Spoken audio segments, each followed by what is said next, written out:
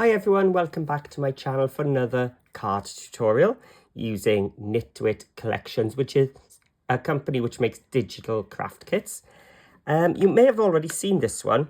This is my horizontal accordion card. So you can see how the accordion works like that. And it fitted into a 5x7 envelope. So I thought, I've made the horizontal one. Why not see if I can make a vertical one? So this is my vertical accordion card. So it's a nice play on a sort of a zigzag card. Again, 5x7, and also offers quite a bit of space for decoration and for writing. But if you're one who wants a lot more decoration, you can always put your sentiment on the back and create another extra panel like so. So this is my party animal one. And for this tutorial, I'm going to use Lovin Life, which is a lovely bright collection with some lovely blues and pinks and purple. So for once, I'm going to use a nice bright base layer today to try and pull out that pink there. So these are from, as I said, Lovin Life. I'll link to both these kits in the description below.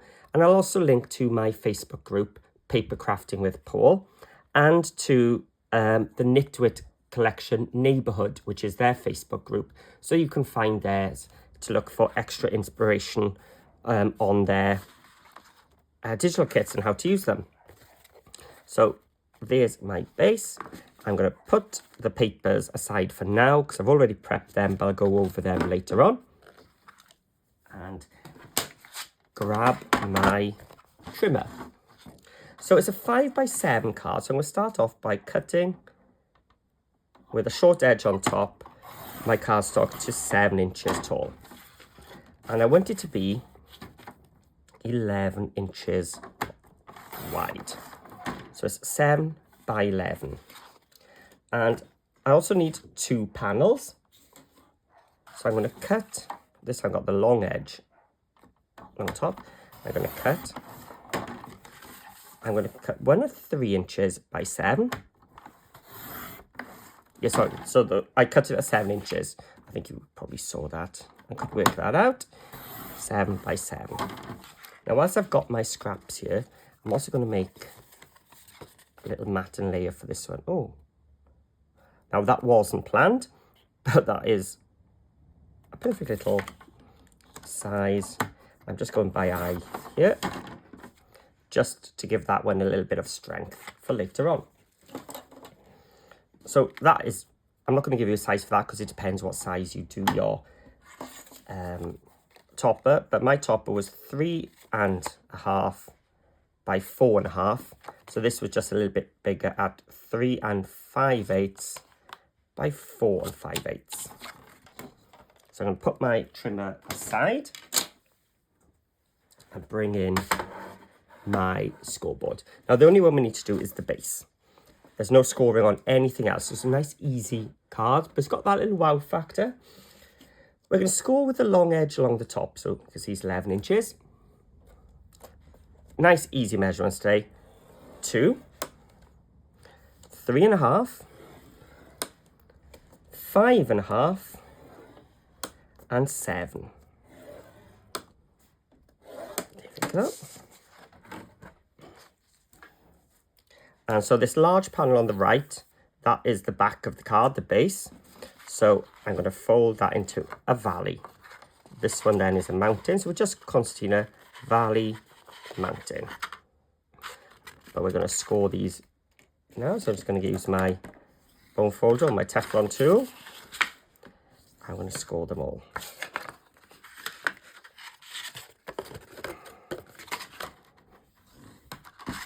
And the last one. There we go. So what we got then is that accordion style going like so. Now these are all a different size now, but our back panel is actually 4 inches, not 5, like a 5x7 card you'd imagine. It's only 4. So if you wanted to make all of these 4 inches as well, but you could. You just wouldn't have much of a gap between them there. I think the first one would actually come onto that.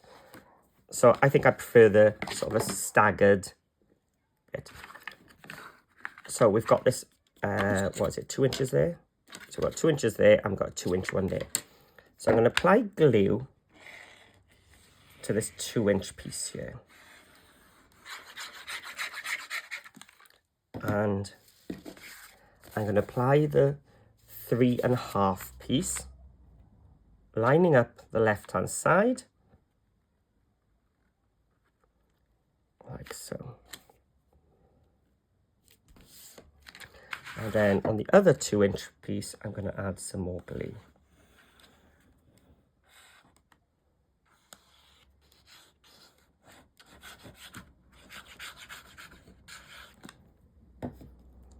And then I'm going to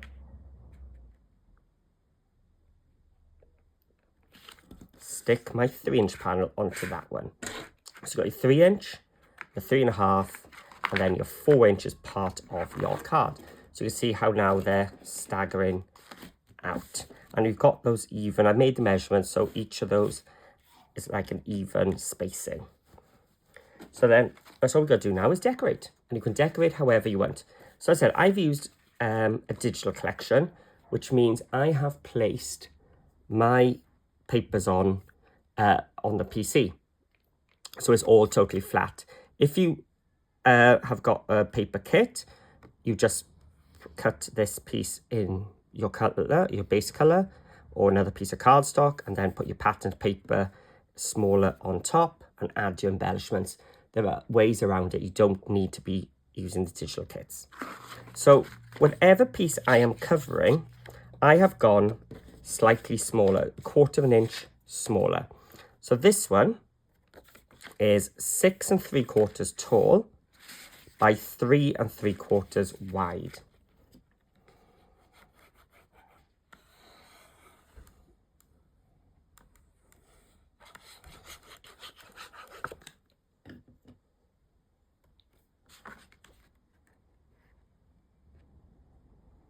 There's one.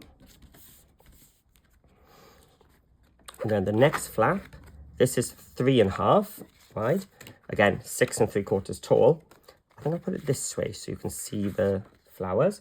And this one then is 3 1/4 wide, because the panel we're covering is 3.5. So just 1/4 inch shorter.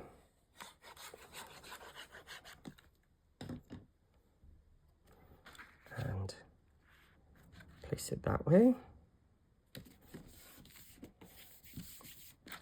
And then the last panel is the front one, but you can actually open it all out. And this time I'm going to put the flowers to the left. So this panel is 3 inches wide. So as you can guess, my paper now is 2 3/4 inches wide.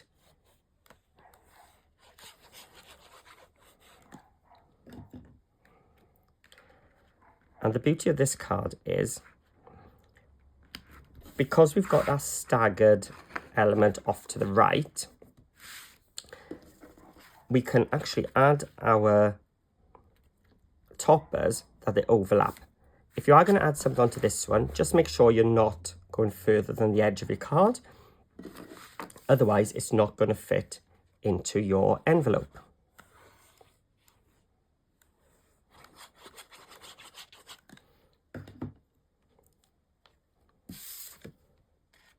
So that's all I'm doing now is matting and layering my topper.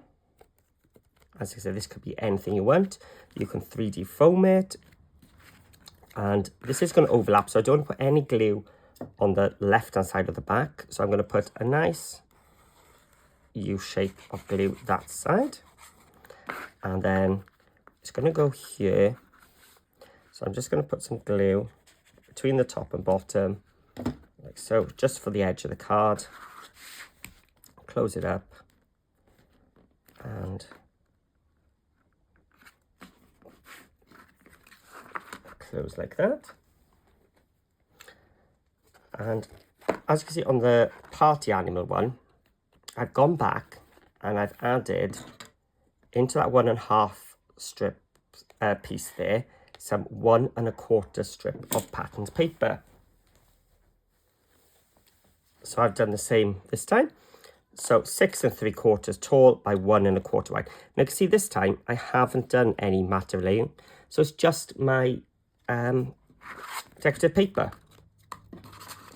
So let me just open this up. So the reason I do these two is when it's standing up, you can actually see off to the side.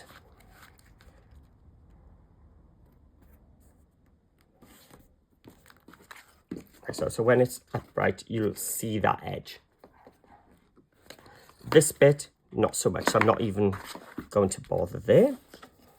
And again, this is still the same size, 1 1/4 by 6 3/4. So I'm just applying some glue quickly.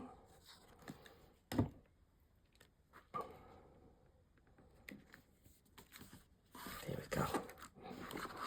And of course I could add some more embellishments there. But when it's closed, I think you can see it like so. It's decorative enough with these Lovin Life papers. They are full of colour, and especially with this pink, it really has brought out the pink flowers. So it's all, even though I've used the blue papers, it's really drawn out the pinks in the paper, I think. So that is my vertical accordion album. So this was, as I said, using Lovin Life. This one was with party animals. And this one does actually have lots of really cute animals as well. But I didn't use them. I just went for the cakes and ice cream ones. And the presents paper. So don't be put off if you don't like the cute animals. You can still use that kit. So thank you for watching. If you've enjoyed watching this video and you plan on making one, I'd love to see your version. So please share with me in my Facebook group called Paper Crafting with Paul. And of course, if you use a Knitwit collection like I have, you can share in their group, Knitwit Collection Neighbourhood. Both Facebook groups are in the description below. So if you've enjoyed it, please give me a thumbs up and a comment below. It really does mean a lot and it does help my channel. So thank you for all your support. So yeah, thank you for watching and I'm really looking forward to seeing your versions. So see you all again soon.